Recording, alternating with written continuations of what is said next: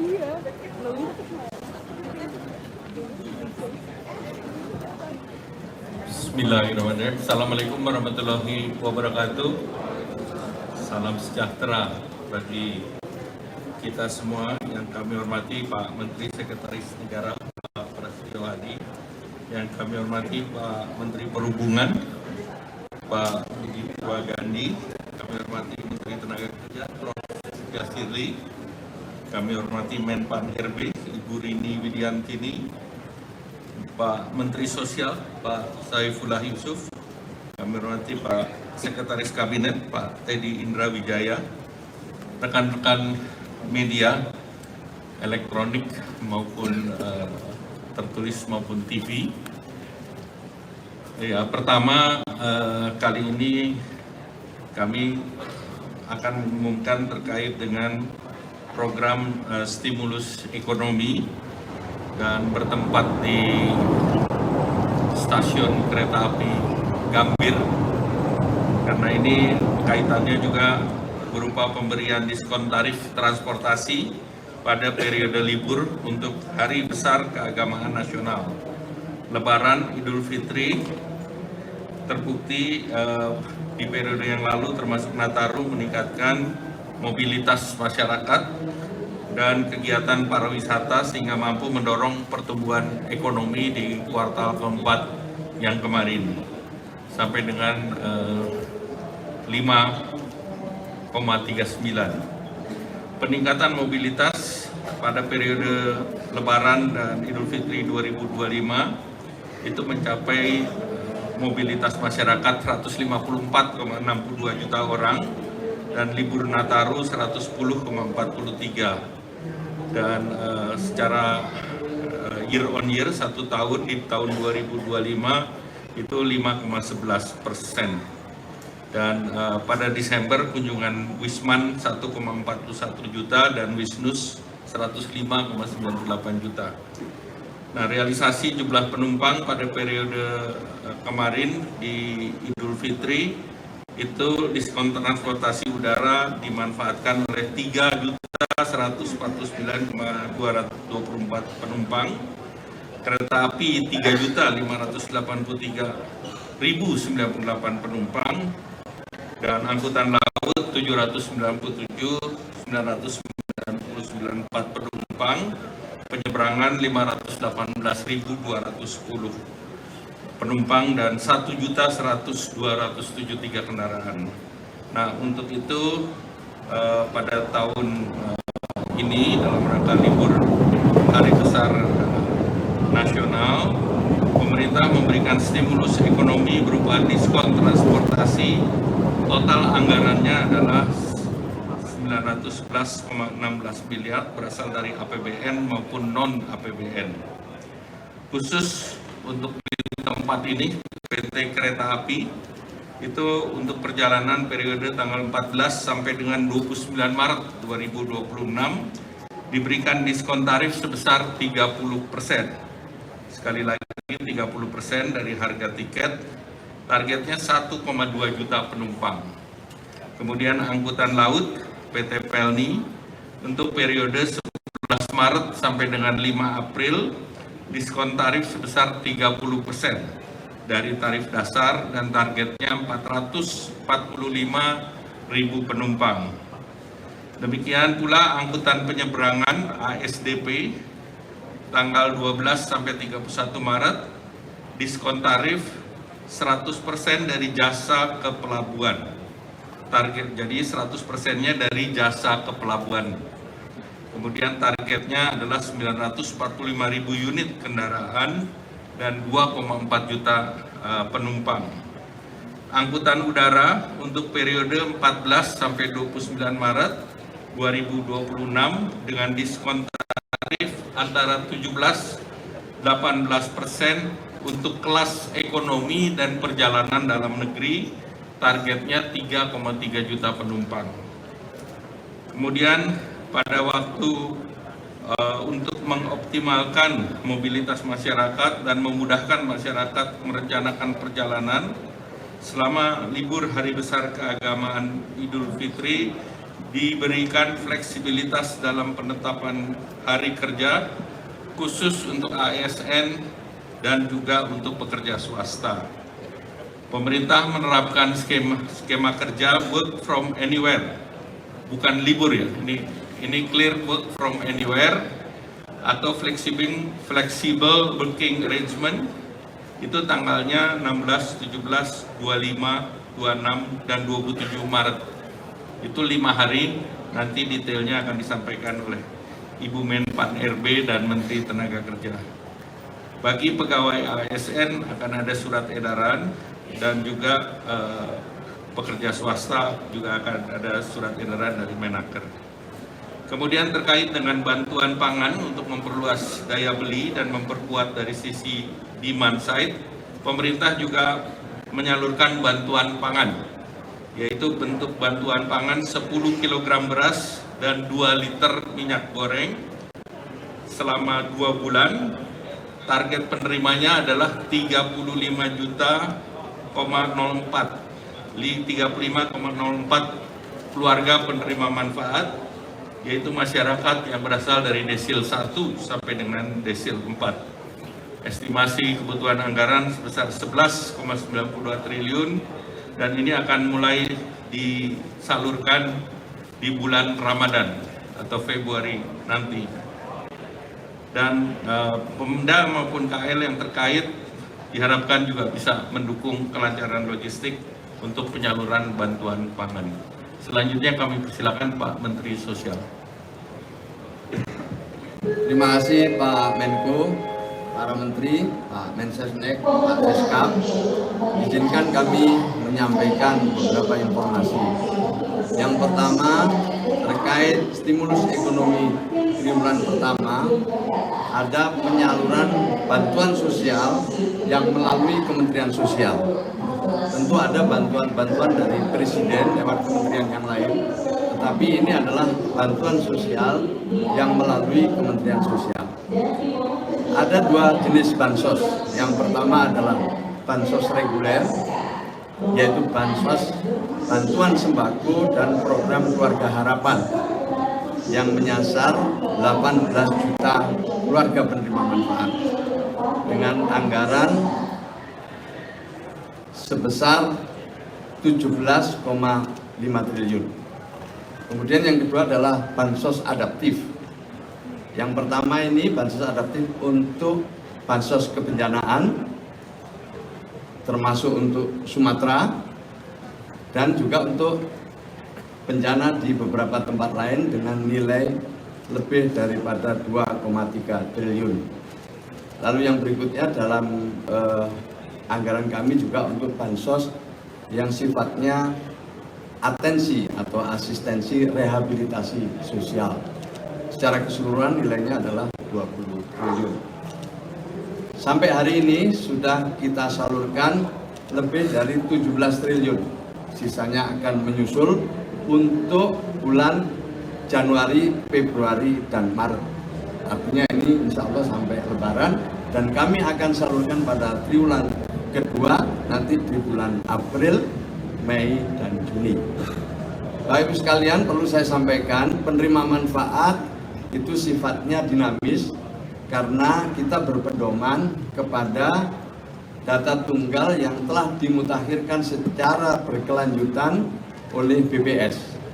Maka itu penerima manfaat bisa jadi di triwulan pertama dapat, di triwulan kedua dapat, mungkin di triwulan kita tidak dapat. Atau sebaliknya, ada yang belum pernah mendapatkan, nah sekarang kemudian mendapatkan bantuan sosial. Dan ini memerlukan proses, mulai dari membuka rekening maupun nanti kita salurkan lewat PT Pos Indonesia. Saya kira itu tambahan dari kami, Bapak sekalian. Kami atas arahan Presiden membuka partisipasi masyarakat seluas-luasnya untuk ikut memutakhirkan data. Ada 2 saluran. Saluran pertama adalah jalur formal yang itu bisa diproses mulai tingkat RT, RW, nanti ke kelurahan, terus ke Dinsos, tanda tangani oleh Bupati Wali Kota, baru kita proses selanjutnya bersama BPS. Sementara itu kita membuka jalur partisipasi seluas-luasnya untuk masyarakat.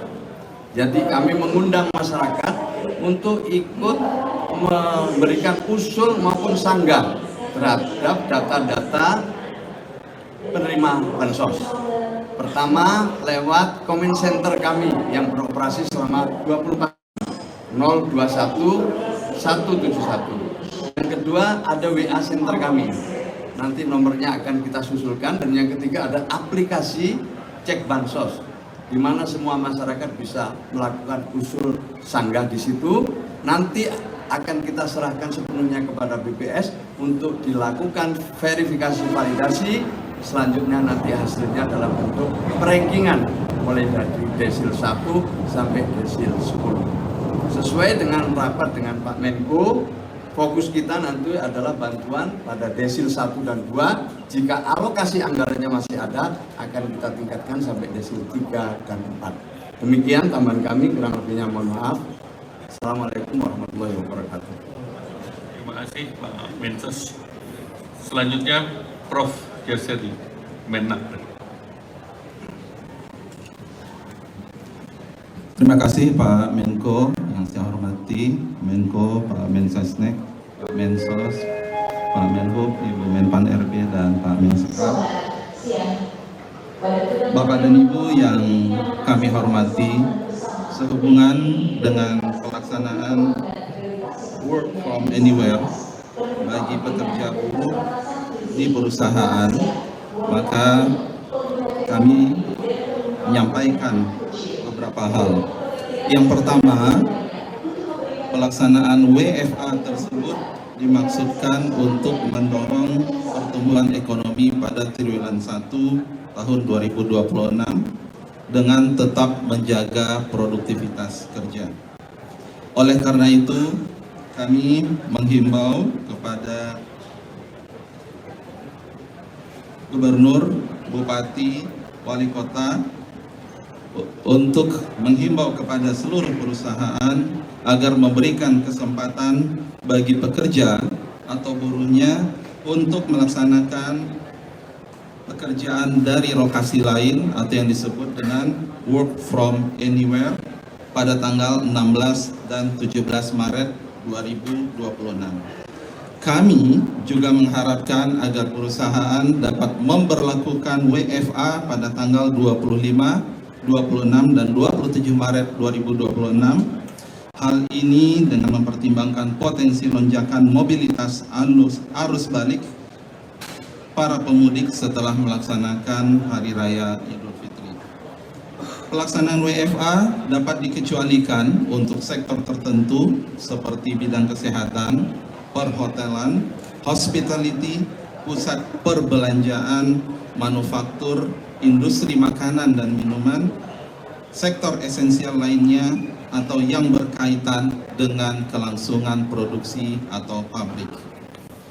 Pekerja atau buruh yang melaksanakan WFA tetap menjalankan pekerjaan sesuai dengan tugas dan kewajibannya, dan oleh karena itu pelaksanaan WFA tidak diperhitungkan sebagai cuti tahunan. Upah selama WFA diberikan sesuai dengan upah yang diterima saat melaksanakan pekerjaan di tempat biasa bekerja atau sesuai dengan upah yang diperjanjikan. Jam kerja dan pengawasan terhadap pelaksanaan pekerjaan dapat diatur sedemikian rupa oleh perusahaan agar pekerja tetap produktif. Hal-hal tersebut di atas selanjutnya akan kami sampaikan melalui surat edaran kepada Gubernur, Bupati, dan Wali Kota. Demikian atas perhatian Bapak dan Ibu, saya ucapkan terima kasih. Assalamualaikum warahmatullahi wabarakatuh. Terima kasih Pak Menak. Selanjutnya kami persilakan Ibu Menpan RB.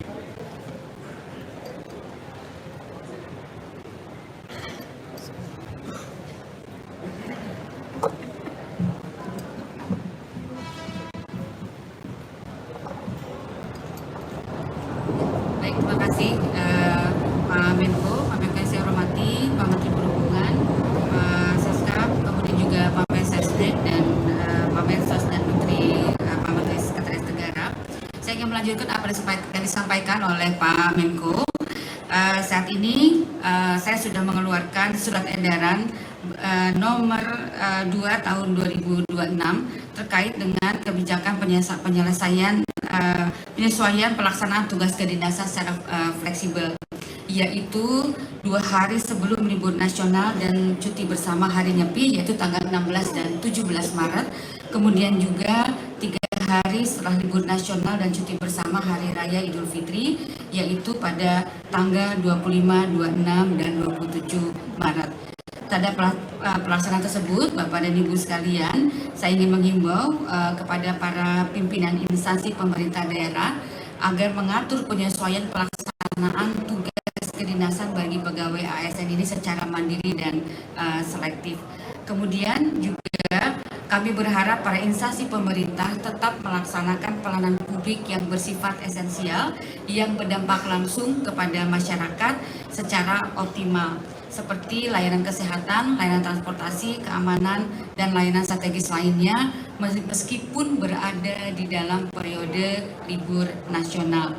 Dan para pimpinan instansi diharapkan terus melakukan pemantauan dan pengawasan secara berkelanjutan agar penerapan fleksibilitas tugas kedinasan ini dapat dilangsungkan secara tertib dan tetap di dalam koridor penyelenggaraan layanan publik. Dan para pimpinan instansi agar membagi jumlah ASN yang akan melaksanakan tugas kedinasan baik di kantor maupun di luar kantor yang akan melaksanakan secara fleksibel yang akan mengacu pada ketentuan perundang-undangan yang berlaku. Pada para pegawai ASN yang tetap mengedepankan akuntabilitas dan optimalisasi pemanfaatan sistem pemerintahan berbasis elektronik. Instansi pemerintah diharapkan secara aktif tetap membuka akses kanal pengaduan baik melalui SP4 Lapor, www.lapor.go.id, atau kanal aduan tatap muka maupun media lainnya, serta tetap melakukan survei kepuasan masyarakat melalui QR Code di unit layanan masing-masing yang tersambung kepada kanal lapor.go.id. Kemudian juga saya mengingatkan kepada seluruh ASN dan para pimpinan instansi untuk tetap memastikan para pegawai ASN di lingkungan instansi masing-masing untuk tidak memberi dan atau menerima gratifikasi yang berhubungan dengan jabatan yang bertentangan dengan tugasnya. Demikian kami sampaikan. Assalamualaikum warahmatullahi wabarakatuh. Terima kasih Pak Menko yang saya hormati, Pak Menko Perekonomian, Pak Mensesnek, Pak Seskap, Pak Menteri Tenaga Kerja, Menteri Sosial, dan Ibu Menpan. Rekan-rekan sekalian, Assalamualaikum warahmatullahi wabarakatuh. Pertama-tama yang kami sampaikan bahwa pemerintah telah melakukan berbagai langkah strategis yang berkaitan dengan penyelenggaraan angkutan lebaran tahun 2026 agar berjalan dengan selamat, aman, dan lancar. Beberapa hal yang sudah kami siapkan berkaitan dengan penyelenggaraan angkutan lebaran ini adalah diantaranya penyiapan surat ketetapan bersama atau surat keputusan bersama berkaitan dengan pengaturan angkutan lebaran tahun 2026. Kami berkoordinasi dengan Korlantas Polri, Direktorat Jenderal Bina Marga PU, dan Kementerian Perhubungan. Kemudian sebagaimana tadi stimulus, kami juga melakukan rem cek atau uji kelaikan persiapan sarana-prasarana yang berkaitan dengan moda transportasi baik darat, laut, dan udara serta kereta api, serta juga sarana jalan baik itu jalan tol maupun dengan jalan arteri nasional. Ini kami koordinasikan dengan Kementerian PU agar masyarakat yang melintasi kedua jalan tersebut dapat berjalan dengan aman dan nyaman. Kemudian selain stimulus yang tadi disampaikan oleh Menko Perekonomian, kami dari Kementerian Perhubungan juga menyiapkan beberapa diskon, diantaranya adalah untuk moda transportasi kami menyiapkan mudik gratis untuk 34 tujuan provinsi dengan menggunakan 401 kendaraan bis. Kemudian kami juga menyiapkan tiket gratis untuk penumpang sebanyak 50.000 penumpang ekonomi, dan juga moda transportasi gratis ada mudik gratis untuk kereta api jalur Pulau Jawa untuk lintas utara, lintas tengah, dan selatan dengan target sekitar 28.182 penumpang. Demikian yang dapat kami sampaikan berkaitan dengan persiapan penyelenggaraan angkutan lebaran tahun 2026. Terima kasih. Wassalamualaikum warahmatullahi wabarakatuh. Terima kasih Pak Menteri Perhubungan. Catatan terakhir kami harapkan seluruh unit usaha termasuk BUMN yang tadi disampaikan yang menjalankan diskon itu untuk menjaga sampai dengan pelaksanaannya dijalankan secara baik. Juga termasuk industri swasta yang regulasinya juga diberikan regulasi terkait dengan hal tersebut. Demikian, terima kasih atas kehadirannya. Terima kasih Pak Mensesnek, Pak Menteri Naker, Pak Mensos, Pak Seskap, terima kasih Bu Menteri Pan-RB dan Pak Menhub. Dengan demikian diharapkan masyarakat sudah bisa mulai untuk memesan tiket untuk merencanakan pada hari Lebaran nanti. Terima kasih. Wassalamualaikum warahmatullahi wabarakatuh.